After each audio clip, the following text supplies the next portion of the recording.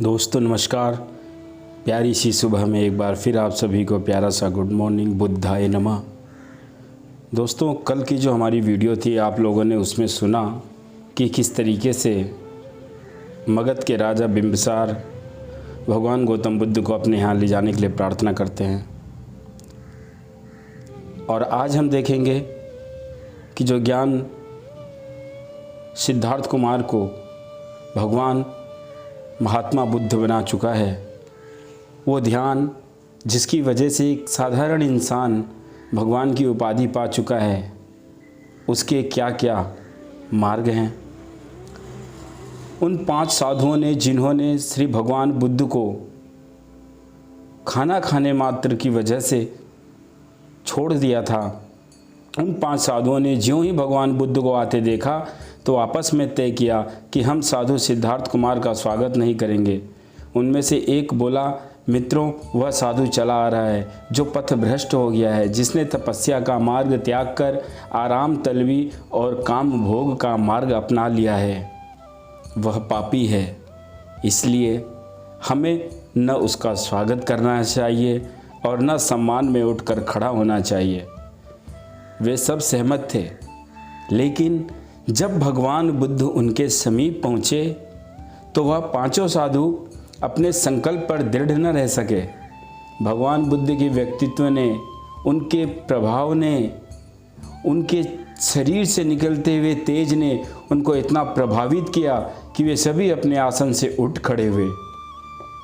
एक ने भगवान बुद्ध का पात्र लिया, एक ने चावड़ संभाला, एक ने आसन बिछाया, एक ने पांव धोने के लिए फट से पानी ले आया।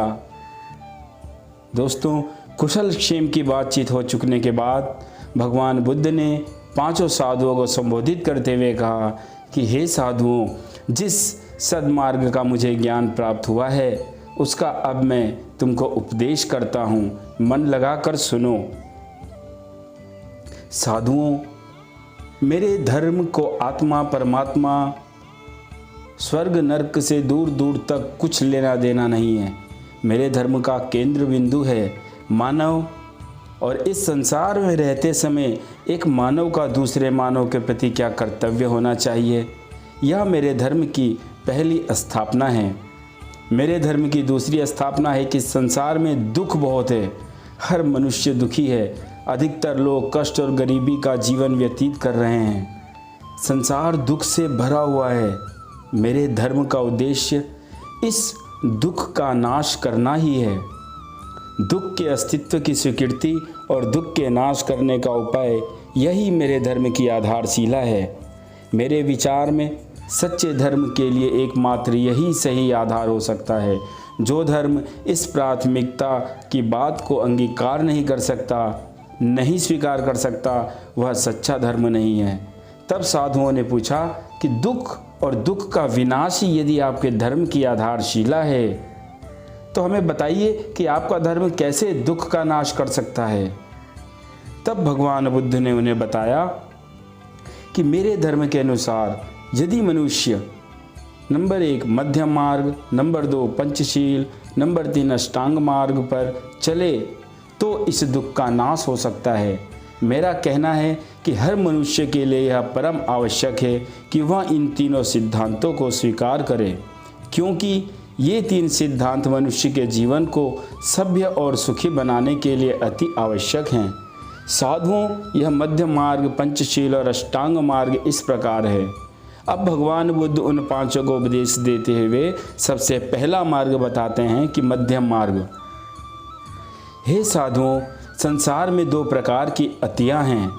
अतियां का मतलब यहाँ पर है अति यानी अधिकता। एक अति है मनुष्य का भोग विलास और काम सुख में ऊपर से नीचे तक डूबे रहना, और दूसरी अति है शरीर को तरह तरह के कष्ट देकर भूखे प्यासे रहकर कठोर तपस्वी जीवन व्यतीत करना। साधुओं, मेरा मानना है कि यदि दोनों अतियां मनुष्य के लिए अत्यधिक हानिकारक है, क्योंकि हद से ज़्यादा विषय वासनाओं की इच्छाएं मनुष्य को अपना गुलाम बना लेती हैं और उसके जीवन का सर्वनाश कर देती हैं। और अगर मनुष्य अपने को तरह तरह के कष्ट देकर और अपनी हीरे सोने चांदी से भी कीमती अनमोल सांसों को कष्ट देकर जंगल में गुफाओं में इसी तरह व्यर्थ कर देता है, तो इच्छाओं को ख़त्म करके घोर तपस्या जीवन अपना जीवन बर्बाद करता है, तो भी उसका जीवन सफल नहीं हो सकता। मेरा मानना है कि मनुष्य इन दोनों प्रकार की अति को छोड़कर मध्यम मार्ग अर्थात दरमियाने रास्ते को अपनाकर ही अपने जीवन की सुखी और उन्नति आधारशिला रख सकता है।